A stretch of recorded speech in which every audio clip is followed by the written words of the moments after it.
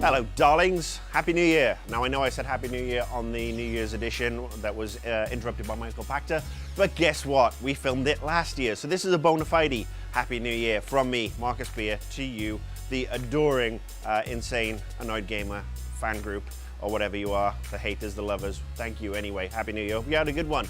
I had a very good Christmas holiday season. I had lots of lovely toys and played games and chilled out with my lovely new wife. Thanks again for the congratulations. It's been kind of floopy December, not being around, being sick, being married, all that fun stuff. But anyway, we're back and I am ready to bitch. Are you excited? Well, you fucking should be, because I have got so much to bitch about today. First up, we're going to talk about Platinum Games lead designer Hideki Kamiya and his spat with Kotaku. Now, if you go to Kotaku, you will see that about a week ago, they put a little piece up based on a couple of this guy's tweets. Somebody had asked him what he thinks about Valve and PC gaming, and he came back with, you know, honestly, I don't know too much about Valve or Steam or PC gaming. I mean, you know, it's not really his area of expertise, which I thought was an honest response to an honest question.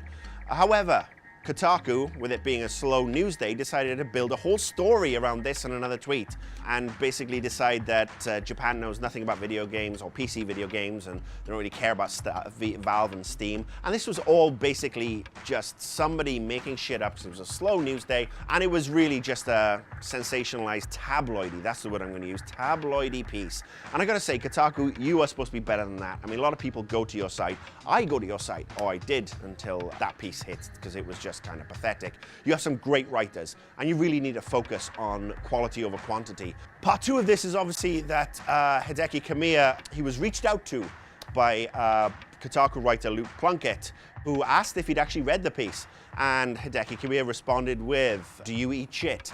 And now I have issue with Mr. Kamiya, or Kamiya-san, or however you want to pronounce it. I want to be respectful here, but I still think it was a bit of a toss-pot move. Yeah, I'd be totally pissed if a couple of people took my tweets and built a story out of them. That will never happen, because my tweets are so freaking inane, it's not even funny.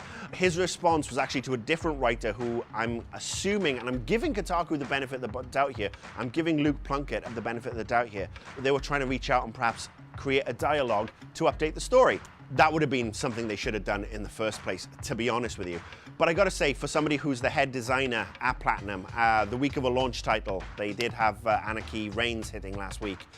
That was a kind of dick move, to be honest with you. I know it's tough, but when you're in the public eye like that, and you are somebody who is the head of a very successful, very popular dev company, you got to step above the level of the arsehole.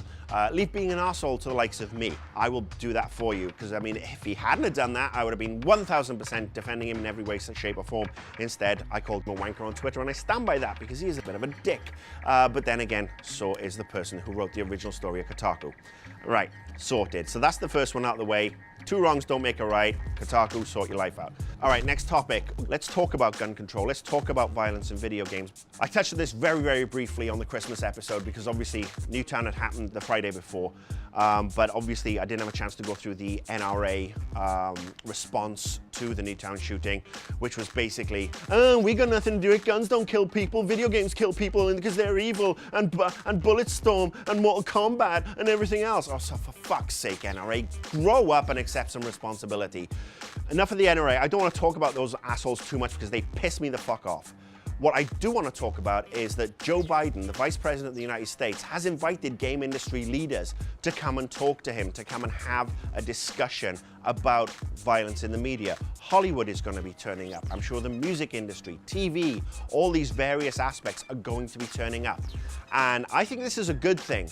Unlike the editor of Gamasutra, the editor-in-chief of Gamasutra, which is the, you know, it's the games website for, you know, the insiders, the development team. They do some really good in-depth pieces, except for this one piece that really drove me fucking nuts. The editor-in-chief of Gamasutra basically thinks that we should turn around to the Vice President of the United States, say, no, as an industry, we're not coming to talk to you. We have nothing to do with it. It's nothing, and it's not our fault in any way, shape, or form. Here's some studies that basically say as much.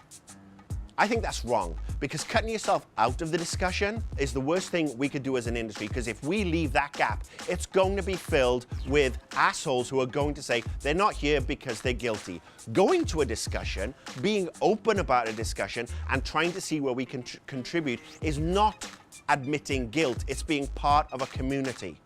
So basically, if you think that it's a good idea to step away from discussions and let other people outside of the industry who don't understand anything about video games make laws about video games, because that shit's gonna happen.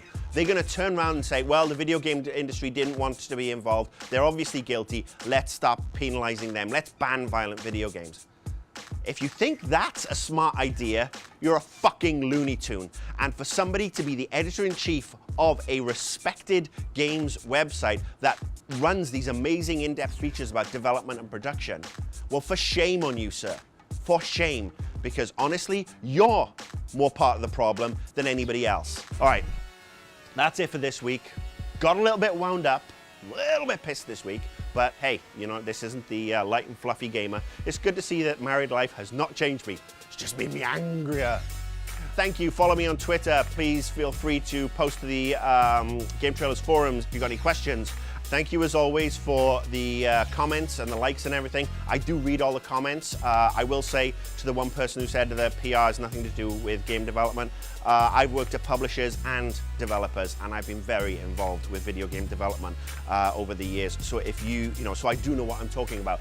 However, if you want to continue posting that you work for a video game developer and you're doing it anonymously, shut the fuck up, or bring who you're working for and your name, and we can have a discussion. Always open to having a discussion. And one last thing, guess who's making his GTTV debut as the Annoyed Gamer tomorrow? That will be me. There is going to be a special segment appearing on GTTV tomorrow night. GTTV with Jeff Keighley on Spike. Check local listings. Until next week, this is Marcus Beer saying, stay out of the basement, bitches. Bye.